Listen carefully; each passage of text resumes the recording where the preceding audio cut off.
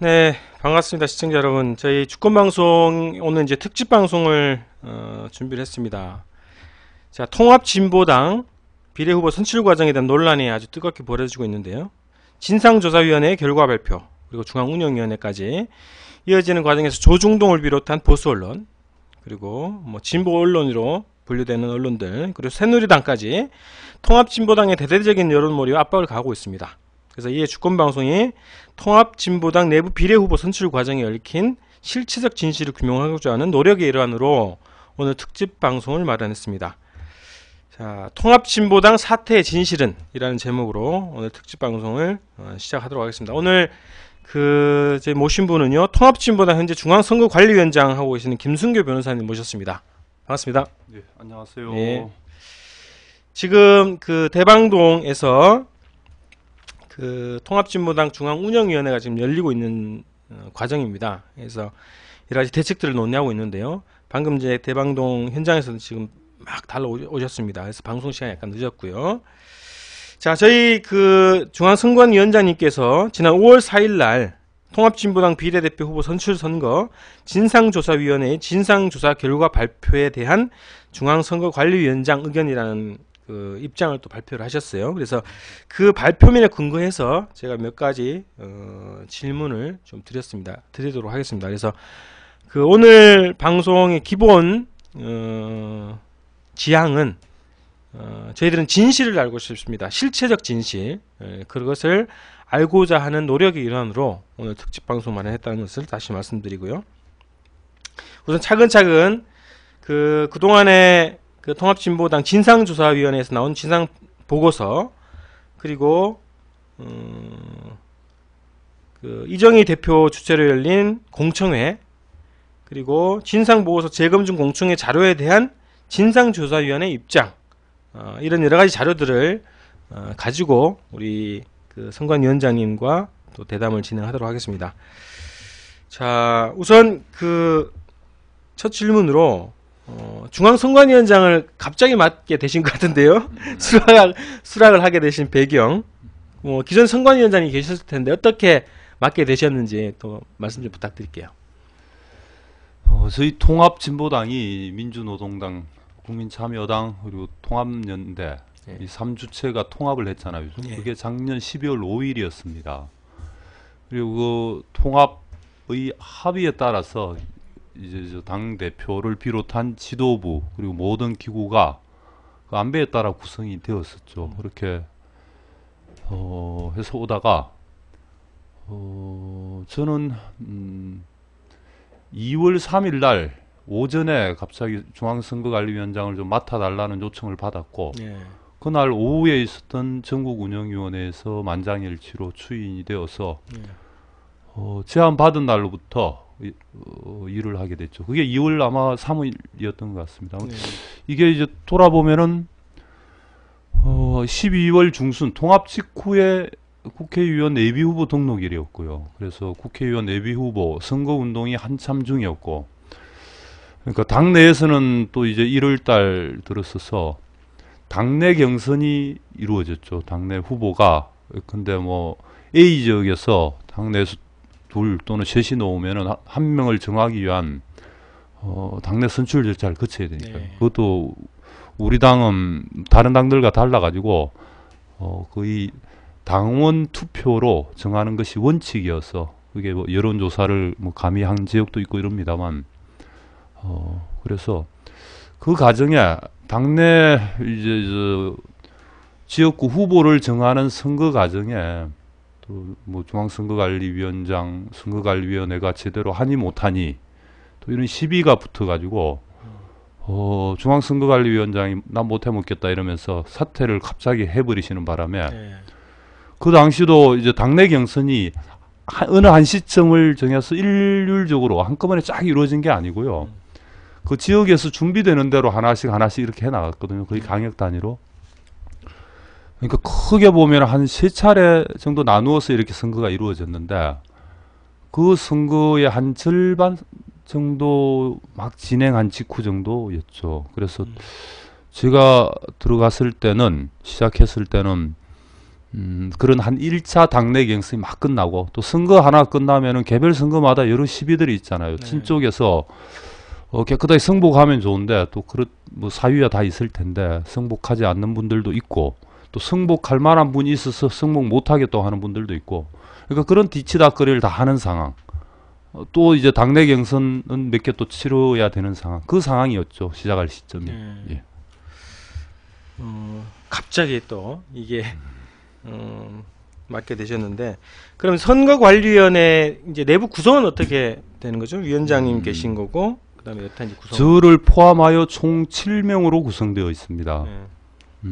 그리고 7명 이거는 저 합의에 따라서 그 근데 민주노동당 참여, 저 국민참여당 그리고 통합연대 이 3주체가 구성됐으니까 어느 하나가 독식하는 구조는 절대 아니죠. 이게 뭐 선거를 통해 선출한 건 아니고요. 그런 3주체 간의 합의에 의해서 구성된 거다 보니까 역시나 그 구성도 3주체가 다 들어와 있습니다. 총 7명 중에 이 참여당 분들 몇 명, 통합연대 그리고 민주노동당 몇 명 이렇게 되어 있고 그래서 합의 7명이다라는 거고요. 또 운영은 이게 또 합의제, 협의제로 운영이 됩니다. 그래서 위원장이 뭐 직권으로 할 수 있는 건 사실 거의 없고요. 운영과 관련해서 회의의 주재를 하기 때문에 좀 목소리가 좀 클 수는 있을지언정 그 테이블 내에서 동일한 표 하나를 가지고 있을 뿐이죠. 그래서 의결을 미칠 수 있는 영향은 7분의 1에 불과한 거죠. 어쨌든 협의제로 이렇게 운영되는 구조. 3주체가 이렇게 공이 들어와 있는 구조. 네. 이렇다는 말씀을 드립니다. 예. 그 뭐 선거관리위원회 예. 진행을 하시면서 뭐 논란이 되거나 뭐 이견이 뭐 부딪혀가지고 무슨 표결에 가거나 이런 경우가 있었나요? 표결에 간 경우도 있죠. 그런데 거의 제 기억에 90% 이상은 다 만장일치했습니다. 표결에 간 경우도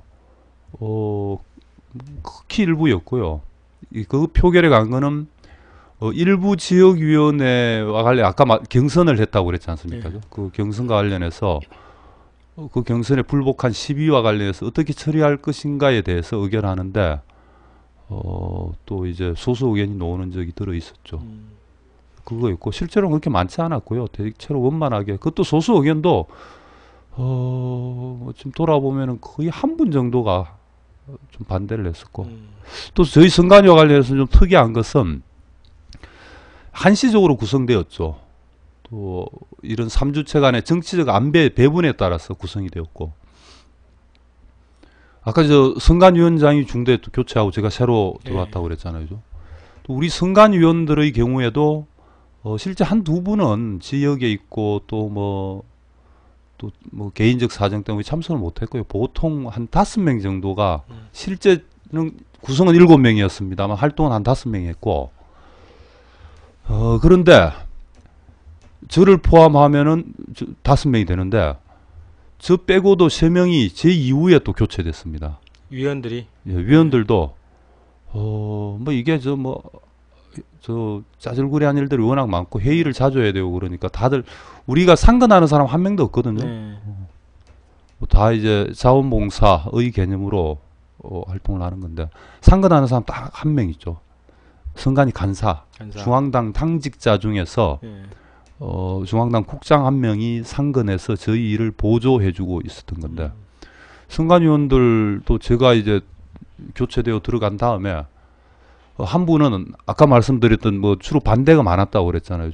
그분께는 좀 죄송한 말씀입니다만 그분이 조금 좀 너무 고집부리는 게 많았어가지고 주로 그분 한 분이셨는데 그러더니 그분이 이따 그만 나 일신상의 사유를 들어서 못하겠다고 사퇴하셨고 또 한 분은 저 뒤늦게 선거 출마하신다고 또 선거 출마 때문에 사퇴하시고 또 한 분은 갑자기 뭐 아마 집안 또 사정이 생겨 어머니가 뭐 이번에 간병해야 될 사람이 없다고 그러시더라고요. 여튼 그 개인적 사정 아주 또 급박한 사정 때문에 도저히 업무를 수행할 수 없다고. 그래서 그럼 5명이 했는데 간사까지 포함하면 6명인데 6 중에서 간사도 제가 교체될 때 같이 교체되었습니다. 그 책임을 위원장이 그만두면서 그 간사. 그러면은 거꾸로 오면은 계속 활동을 했던 사람은 딱 한 명인 거죠. 나머지는 이제 다 교체되었다는 것이고요. 어쨌든 그래가지고도 저희 내부적으로는 사실은 별 잡음 없이 다 원만하게 뭐 전혀 뭐 큰 문제 없이 어쨌든 뭐 이렇게 갑자기 처리가 또 되어갔던 것 맡게 같아요. 되셨는데 여러 가지 복잡한 예. 이 경우들도 많고 예. 굉장히 많이 고생하셨을 것 같은데, 그럼 이제 통합진보당 내에서 정해져 있는 중앙선거위원장의 임무와 역할 그리고 권한은 어디까지라고 되어 있습니까? 우리 임무 역할 주된 것은 선거 관리죠. 선거를 이제 총괄 관리하는. 예. 우리 중앙 이게 이제 우리 당원 당규에 나와 있는 바로는 우리 중앙 선관위가 관리하는 선거가 있고 또 지역 선관위가 관리하는 선거가 있고 강역 시도당 선관위가 관리하는 선거가 별개로 있습니다. 그 선거에 대한 책임의 주체는 다만 그 선거 예를 들면 지역위원회와 관리하는 선거 그거는 그 지역 내 지역구 후보들을 정하는 선거 이거는 공고부터 저 당선자 공고까지 시작부터 끝까지 다 그 지역 선관위가 자체적으로 하는 겁니다. 다만 그 사이에 일어나는 여러 가지 이제 뭐 징계도 있을 수 있고 어떠한 처분들이 있을 거 아닙니까? 그거에 대해서 불복하면은 저희한테로 넘어오는 이 구조. 판단해 주는 일종의 역할을. 그렇죠. 지역 선관위들이 하는 거에 대한 우리가 관할 아닌 거는 상급 기관으로서의 판단해 주는 그걸 좀 조율해 주는 이런 거고요. 우리가 맞는 선거는 이제 비례 선거와 같이 이런 전국적 선거는 우리 관할이었죠. 그거에다 이제 이 선거 규정과 관련한 각종 유권 해석권 그리고 선관위원들 전국 선관위원들에 대한 징계권 선거와 관련 잘못 진행하는 경우나 뭐 실수하거나 잘못하거나 하는 거에 대한 뭐 유무효 판정권 이런 그 정도가 있는 것이죠. 알겠습니다. 그러면 이제 진상조사위원회 구성 활동에 대해서 좀 한번 물어보겠는데 이것도 좀 논란이 되고 있어요.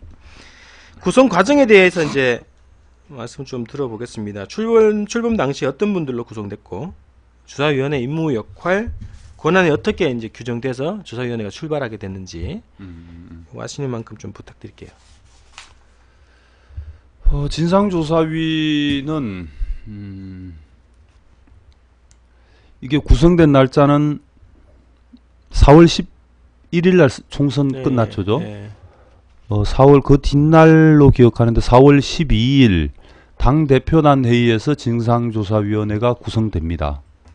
그리고 위원장으로 조준호 공동대표가 임명되었다고 이제 공개가 되었습니다. 그 이후로는 누가 조사위원인지는 전부 다 비공개였습니다. 어떻게 활동하는지도 비공개였습니다. 그 당 게시판에 공지가 안 돼 있다는 건가요? 아니면 그래서 누가 위원인지는 비공개였습니다. 전혀 공지가 안 됐습니다. 그게 공지가 처음으로 이제 공개가 안 됐었는데 공개된 처음이 5월 3일이었습니다. 5월 3일은 5월 2일 날 조준호 대표가 언론에 한두 장짜리 가지고 이 조사 결과 발표를 하죠. 전혀 내용은 없는.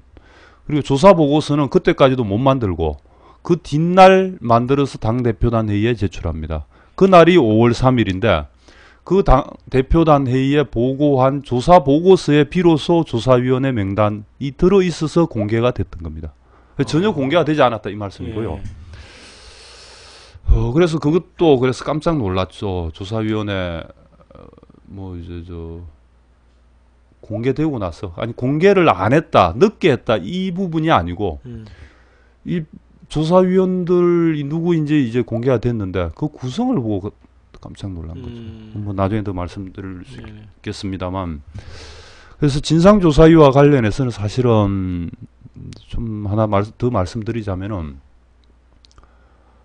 이게 언제 만들어지기로 되었던 건가 하면은 그날 4월 12일 날 그냥 그 자리에 뚝딱 만들어진 게 아니고 3월 20일 공동대표단 회의에서 진상조사위원회를 구성하기로 이미 결정이 되어 있었습니다.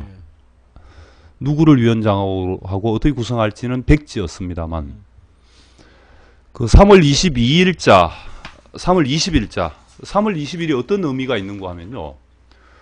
우리 당내 비례선거가 3월 18일 날 오후 6시에 투표가 끝났습니다. 3월 18일입니다. 그리고 3월 19일 날 저희가 이 비례선거의 결과를 발표했습니다. 누가 몇 표를 얻었고, 그래서 누가 1등이고, 뭐 1, 2, 3, 4등 쭉. 발표라는 게 그 보도자를 아니요, 당사에서, 예. 저 후보자들 저기 다 불러서 모아서. 발표를 했죠. 그리고 예. 발표 직후에 바로 이제, 당 홈페이지 공지란에 당원들께 공지하려고 했죠. 그게 3월 19일입니다. 선거 뒷날입니다. 하루 딱 네네. 지났는데. 그래서 그거에 대해서 우리가 결과 발표를 하고, 당 대표단에서 저에게 학정 공고, 법적효력이 있는 것은 학정 공고니까, 네. 우리 당규상으로도 학정 공고를 보류해 달라는 요청이 왔던 것이고, 그게 이제 3월 19일이고, 네. 아까 말씀드렸던 당 대표단 회의는 3월 20일이라고 그랬잖아요, 그죠? 네. 저희가 학정 공고는 아까 발표를 19일 날 했다고 했는데, 학정 공고는 그로부터도 이틀 후, 21일. 선거가 끝난 때로부터는 3일, 예. 21일 아마 한 12시 전후로 했을 겁니다. 낮 12시 전후로. 원래 오전에 하려다 또 실무적 작업이 조금 늦어져서 그 뭐 12시 직전에 했을 겁니다. 오전은 오전일 텐데. 여튼 3월 21일입니다.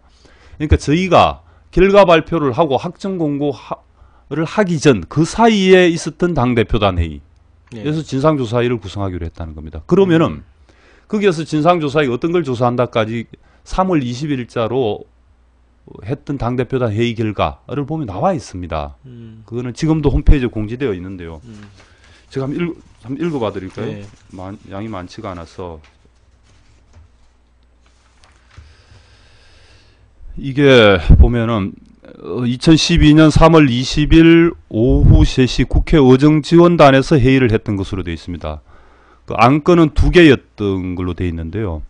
하나는 이제 뭐 후보 인준, 두 번째는 비례 후보 인준건으로 해가지고 여기에 보면 중선관위 비례 후보 투표 결과 보고를 확인하고, 우리가 이미 결과를 보고했다는 걸 전제로 하는 거 아닙니까? 이걸 확인하고. 걸. 네. 그렇죠. 당원들께는 3월 21일 날 발표 공지를 하게 된 건데, 우리가 발표 공지하기 전 되는 거죠. 그런데 네. 우리가 또 발표했다는 게 이게 담겨 있잖아요, 그죠? 네네. 그러니까 우리는 19일 날 저녁에 발표를 하긴 했으니까. 네네.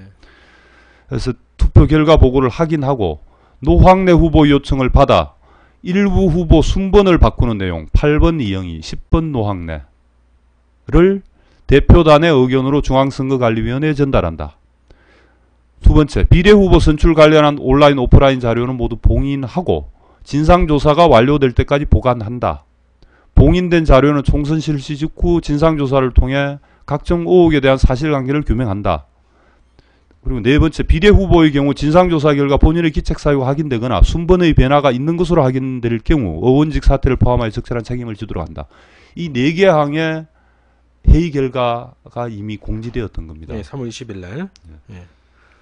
여기에 저 투표 결과와 다른 순위 변경의 내용까지 이미 대표단에서 의논을 했고, 그 뜻을 중앙선관위에 전달한다는 것까지 담겨 있지 않습니까? 예, 예. 그래서 사실은 이게 진상조사의 출발점이었던 겁니다. 조금만 더 보충해서 말씀을 드리자면, 이건 왜 이 말씀을 드리는가 하면, 진상조사위원회가 왜 만들어졌는가, 그래서 어떤 부분을 조사하기로 되어 있던 것인가, 이걸 말씀드리려고 하는 겁니다. 그래서 이게 지금 저도 놀란가 모르겠는데요. 어쨌든 이런 자료인데 좀 정리를 해본 건데요. 당시 저희가 결과 발표를 하기 전, 하고 난 직후 19일 날. 예, 네. 그렇죠. 19일 날 하기 전부터 유독 두 후보의 강력한 이의가 있었습니다. 하나는 여성 명부에서 오옥만 후보. 그것은 온라인에서 1위를 했는데 현장 투표 결과 합산한 결과가 2위로 순서가 오히려 역전당했어. 네네. 또 한 후보는 일반 명부에서 이영희 후보. 네. 온라인에서 2등은 했고 현장에서 단순 집계로는 합계로 역전을 시켜서 1등이 되었는데, 우리 선관위가 여러 이제 뭐 개표 지침이 있어가지고 그 개표 지침 때문에 억울하게 무효가 많이 되면서, 그는 이영희 후보의 주장이죠. 여튼 억울하게 무효가 많이 되면서 역전할 수 있는 걸 역전이 안 되어 버렸다. 우유표가 많이 나와서. 예. 그냥 단순 집계하면은 1등 거기 노학래 후보보다 앞선 것으로 네. 일반 명부에서는 2등이 되고 노학래 후보가 3등이 되는 건데 음. 많이 모여가 되니까 노학래 후보가 2등이 되고 이영희 후보가 3등이 되는 이 결과. 그래서 유독 두 후보가 이의가 아주 강력했습니다. 오웅만 후보와 이영희 후보. 그렇습니다. 네. 지금도 아마 제가 자료 확인하면 나올 텐데요. 이영희 후보 측에서는 저에게 무려 전화를 하루 사이에 73통을 했습니다. 그 숫자를 제가 세봤는데요. 네. 오웅만 후보도 새벽에 저에게 문자 보낸 게 한 7, 8통이 됩니다. 잘 알지 못하는 분들입니다만 어쨌든 저한테까지 그랬을 정도면 당 대표단을 비롯한 우리 또 당 관계자들에게도 얼마나 이 부분에 대해서 강력히 항의했는지 위로 짐작할 수 있을 것 같고요. 어쨌든 그 두 분이 아주 강력한 이의를 했고, 그래서 사실은 그 당시 들었던 말로는 두 후보다 다 이제 어떻게 보면 압박을 넣는 그 내용으로서 이 후보를 안 받겠다, 사퇴하겠다, 자기가 배치된 번호를 받지 않겠다, 그리고 그 내용을 기자회견하겠다, 네. 바로 당을 공격하겠다. 네. 그리고 뭐 한쪽은 또 혼자만 하는 게 아니라 저명한 분들 다 불러모아서 같이 공동 기자회견을 하겠다. 이렇게 심한 항의가 있었고요. 이거에 대해서 당 대표단은 정무적 판단을 아마 할 수밖에 없었다고 봅니다. 그것이 옳았든가 틀렸는가를 떠나서 지금 선거를 앞두고 있는데 네. 또 두 사람이 또 당내에서 상당한 영향력이 있는 분이어서 그분들이 이 선거 결과에 대해서 인정 못하겠다고 항의하고 기자회견하고 사퇴하고 이러면은 선거 상당한 악영향을 미치게 될 것 같다라는 아마 정책 판단을 하셨던 것 같고요.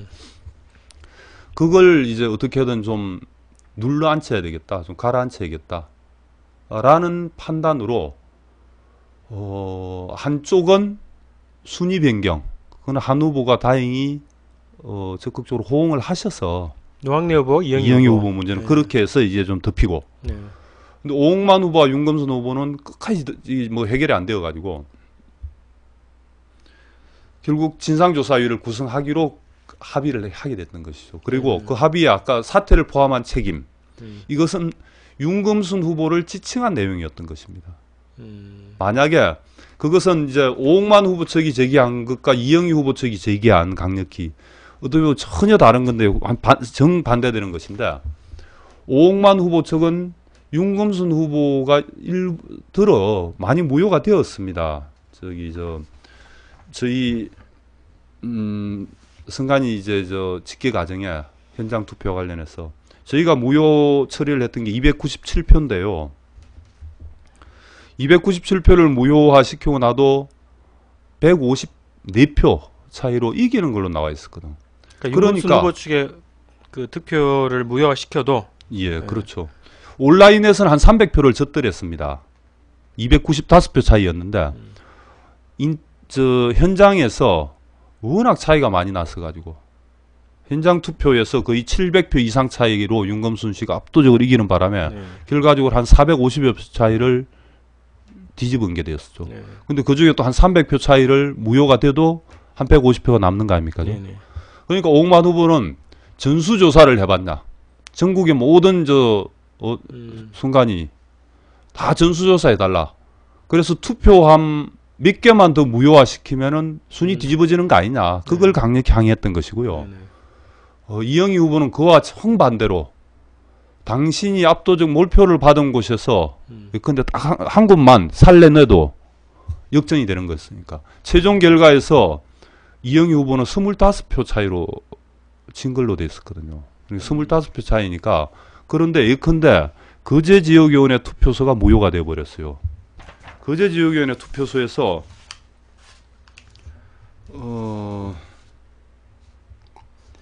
이영희 후보가 135표를 받았습니다. 그게 통으로 무효되어 버렸으니까 거제지역만 살아나도 100표 이상 오히려 이기는 결과가 되죠. 그러니까 우리가 무효화시킨 거제지역위원회 이 부분을 살려내야 된다. 그 무효화시킨 것이 잘못된 처분이다 라는 게 이의였죠. 무효화 판단이 잘못됐다. 예. 그래서 한 분은 더 무효화시켜달라, 또 한 분은 우리가 무효화시킨 게 잘못됐다. 이런 취지로 이의를 했고 그걸 때문에 진상조사위가 만들어졌던 겁니다. 그걸 직후에는 할 수가 없었기 때문에 총선 그렇죠. 앞두고 있어서 네. 총선 끝나자마자 하자 이렇게 해서 만들어진 게 진상조사위원회였다는 겁니다. 그래서 대체로 저도 그렇고 아마 다른 후보들 측도 그 내분의 문제를 그 규명하기 위한 조사일 거다 정도로만 알고 있었고 그렇게 짐작하고 있었던 거겠죠. 네. 결과 발표가 나올 때까지는 어느 누구도 짐작도 예측도 이런 식으로까지 할 줄은 전혀 몰랐다. 그럼 애초에는 그러면 볼 수 온라인 투표 자체에 대한 문제 제기는 제외되어 있었던 상황인 건가요? 그렇습니다. 네. 예. 그 지난번 그 전국 운영위원회 때 그 유시민 공동대표가 그 하신 얘기를 들어보면 공지를 했다. 들어오고 싶은 사람들은 조사위원회에 참가하고 싶은 문제제기를 하고자 하는 사람들은 다 열어놓고 들어올 수 있도록 공지를 했다 이렇게 얘기를 하는 거거든요. 그 부분은 저는 잘 모르겠습니다. 저희는 공지했을 수도 있겠는데 제가 홈페이지 공지를 안에서는 못 본 것 같은데 공지했을 수는 있겠죠. 네. 아마 설사 근데 공지를 했더라도 네. 아까 말씀드린 대로 이 진상조사위의 배경, 출발이 네, 네. 그 네 후보 간의 그런 부실 부정 시비 이걸 가리기 위한 데서 출발해 놓으니까 뭐 우리랑 관계없는 건데 뭐 대체로 다른 후보들은 다 그런 생각을 했겠죠. 그럴 다만 수 이제 있겠다. 딱 한 후보가 더 들어갔습니다. 네. 그 후보 측도 사실 선거 당시 이의를 했습니다. 좀 다른 양상의 이 보건의료노조 출신의 나순자 후보 측이었는데요. 그분은 예컨대 당신이 선거 기간 선거를 앞두고 한 5천 명을 조직했는데 그래서 입당을 시켰는데 한 1,500명 정도가 입당 처리가 안 되고 누락됐다. 부당하다. 네. 그게 왜 입당 처리가 안 됐는지를 조사해달라. 고 하면서 아마 참여했던 걸로 압니다. 그러다 보니까 진상조사위원회의 경우에는 위원장 1명, 그리고 간사 1명, 네. 그 외에 위원 5명으로 구성되는데 위원 5명이 전부 다 아까 말씀드렸던 그 네 후보 측에서 보낸 사람. 네. 또 나머지 1명은 뒤늦게 이렇게 또 다른 차원의 이의 제기를 하신 그 나순자 후보 측에서 그걸 대신해서 대리해서 참여하신 분. 이를 5 후보 측만 참여한 5 후보 측이 참여한 위원회였던 것이죠. 네. 그래요. 그래서 자 그러면 일단 그 지난번에 의견 내신 것 중에 보면은 조사위원회 구성과 조사 절차, 결론과 조사 내용에 대해서 모든 이제 의의 제기를 하셨는데요. 하나하나 짚어볼게요. 구성에 대한 문제 제기는 어떤 건지 다시 한번 뭐 금방 말씀하셨는데 추가로 구성 자체가 문제가 있다. 이거에 대한 의견 어떠십니까?